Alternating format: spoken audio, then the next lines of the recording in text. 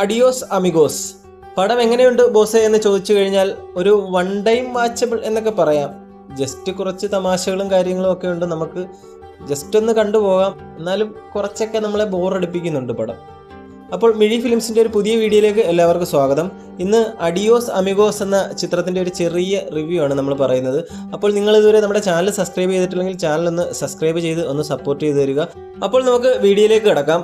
നവാഗതനായ നഹാസ് നാസർ സംവിധാനം ചെയ്ത് ആസിഫ് അലി, സുരാജ് വെഞ്ഞാറമൂട് എന്നിവർ പ്രധാന കഥാപാത്രങ്ങളിലെത്തിയ ചിത്രമാണ് അഡിയോസ് അമിഗോ. ചിത്രത്തിൻ്റെതായിട്ട് പുറത്തിറങ്ങിയ ഫസ്റ്റ് ലുക്ക് പോസ്റ്ററുകളും പാട്ടുകളും ട്രെയിലറും എല്ലാം ഒരു ഫീൽ ഗുഡ് കോമഡി സിനിമ എന്ന പ്രതീതിയാണ് നൽകിയത്. എന്നാൽ 2.25 മണിക്കൂറിനടുത്ത് ദൈർഘ്യമുള്ള ചിത്രം അക്ഷരാർത്ഥത്തിൽ പ്രേക്ഷകരുടെ ക്ഷമ പരീക്ഷിക്കുന്ന ഒന്ന് തന്നെയായിരുന്നു. നല്ല രീതിയിൽ വലിച്ചു നീട്ടലുണ്ടായിരുന്നു ചിത്രത്തിൽ. പ്രേക്ഷകർക്ക് നല്ല രീതിയിൽ ബോറടിച്ചിട്ടുണ്ട്. സിനിമയുടെ പ്രധാന കഥ അതായത് ഒരു 25-30 മിനിറ്റിൽ പറഞ്ഞു തീർക്കുകയാണ്. പിന്നീട് അങ്ങോട്ട് വലിച്ചു നീട്ടി നമ്മളെ ബോറടിപ്പിക്കുകയാണ്. ആസിഫ് അലിയും സുരാജ് വെഞ്ഞാറമൂടും ഓരോ സ്ഥലത്തേക്കൊക്കെ പോകുമ്പോഴത്തേക്ക് എന്തിനാണ് അങ്ങോട്ട് പോകുന്നതെന്ന് പോലും അറിയാതെ നമ്മളൊക്കെ ഇങ്ങനെ എല്ലാം അന്തം വിട്ട് നോക്കുകുത്തിയായിട്ടിരിക്കുകയാണ്. ഓരോ മിനിറ്റിലും ആസിഫിൻ്റെ ബോസ് എന്നൊക്കെയുള്ള ആ ഒരു വിളി കേൾക്കുമ്പോൾ തന്നെ നമുക്കതൊരു വലിയൊരു അരോചകമായിട്ട് തോന്നുകയാണ്. നമ്മുടെ ക്ഷമ നശിച്ചിട്ട് നമുക്ക് പല കോമഡികളും നമുക്ക് അങ്ങോട്ട് എൻജോയ് ചെയ്യാൻ പോലും പറ്റാത്ത ഒരു അവസ്ഥയാണ്. അതുപോലെ വലിച്ചു നീട്ടിയാണ് ചിത്രം പോകുന്നത്.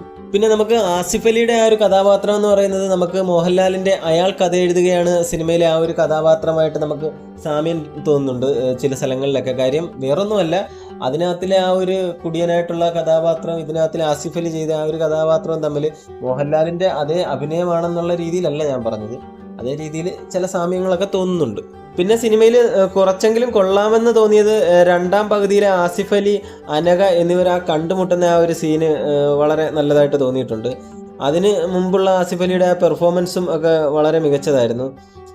രണ്ടുപേരും കണ്ടുമുട്ടുന്ന ആ ഒരു സീനൊക്കെ, ആസിഫ് അലിയുടെ അഭിനയമൊക്കെ വളരെ നല്ലതാണ്. അതിനുശേഷം വീണ്ടും കയ്യിൽ നിന്ന് പോയി എന്തിനു വേണ്ടി തിളയ്ക്കുന്ന സാമ്പാർ എന്ന രീതിയായിരുന്നു. പിന്നെ സിനിമയുടെ അവസാനം വന്നിട്ടുള്ള ഷൈൻ ടോം ചാക്കോയുടെ പ്രകടനമൊക്കെ അത്യാവശ്യം കുഴപ്പമില്ലാത്ത രീതിയിൽ വന്നിട്ടുണ്ട്. പിന്നീട് സുരാജ് വെഞ്ഞാറമൂടിൻ്റെ ചിത്രത്തിലെ ഇടുക്കി സ്ലാങ് ഒക്കെ എന്ന് പറഞ്ഞു കഴിഞ്ഞാൽ അതൊരു വല്ലാത്ത രീതിയിൽ ഏച്ചുകെട്ടൽ പോലാണ് അനുഭവപ്പെട്ടത്. പിന്നെ ചിത്രത്തെ അവസാനം വന്നിട്ടൊരു ഫീൽ ഗുഡ് മൂവി ആക്കാനൊക്കെ ഇവർ നല്ല രീതിയിൽ ശ്രമിക്കുന്നുണ്ട്.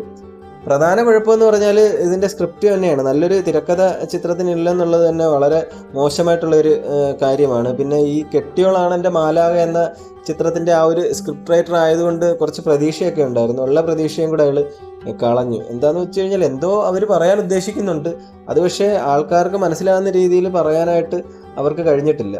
പിന്നെ ചിത്രത്തിൽ ആസിഫ് അലിയുടെ ആയാലും സുരാജിൻ്റെ ആയാലും പെർഫോമൻസ് ചില സ്ഥലങ്ങളിലൊക്കെ നല്ല മികച്ച രീതിയിൽ പെർഫോം ചെയ്തിട്ടുണ്ട്. ചില സ്ഥലങ്ങളിലൊക്കെ അവർക്ക് അത്രയ്ക്ക് അങ്ങോട്ട് ഒരു പെർഫോമൻസിൽ ഒരു ഇമ്പാക്റ്റ് ഉണ്ടാക്കാൻ സാധിച്ചിട്ടില്ല എന്നുള്ളതാണ് എനിക്ക് തോന്നിയത്.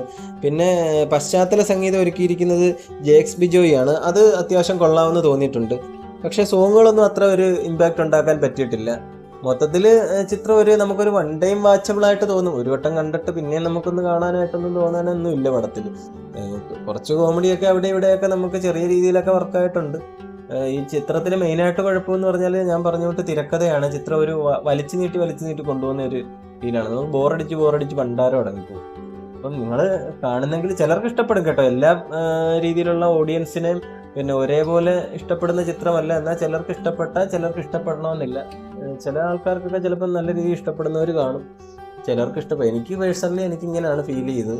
അപ്പം നിങ്ങൾ കണ്ടിട്ടില്ലെങ്കിൽ പോയി തിയേറ്ററിൽ പോയി കാണുക. അപ്പോൾ ഇന്നത്തെ വീഡിയോ ഇത്രയേ ഉള്ളൂ. നിങ്ങൾ എല്ലാവരും തിയേറ്ററിൽ പോയി സിനിമ കണ്ടതിന് ശേഷം നിങ്ങളുടെ അഭിപ്രായങ്ങൾ കമൻറ്റ് ബോക്സിൽ രേഖപ്പെടുത്തുക. തിയേറ്ററിൽ പോയി സിനിമ കണ്ടിട്ടുള്ളവരാണെങ്കിൽ ഇപ്പോൾ തന്നെ രേഖപ്പെടുത്തിയേര്. പിന്നെ ഒരു റിക്വസ്റ്റ് എന്ന് പറഞ്ഞാൽ നിങ്ങൾ ഈ വീഡിയോ കാണുന്ന ആരും തന്നെ നമ്മുടെ ചാനൽ സബ്സ്ക്രൈബ് ചെയ്യുന്നില്ല. പ്ലീസ്, ഒരു നഷ്ടമില്ലാത്തൊരു ഉപകാരമല്ലേ, ഒന്ന് സബ്സ്ക്രൈബ് ചെയ്ത് തന്നെ ഒന്ന് സപ്പോർട്ട് ചെയ്ത് തരിക. പ്ലീസ് എല്ലാവരും ഒന്ന് സബ്സ്ക്രൈബ് ചെയ്യണം, എന്നെങ്കിലും ഒന്ന് സബ്സ്ക്രൈബ് ചെയ്യുക. പിന്നെ വീഡിയോ ഇഷ്ടപ്പെട്ടെങ്കിൽ ഒന്ന് ലൈക്ക് കൂടി ചെയ്തേരും.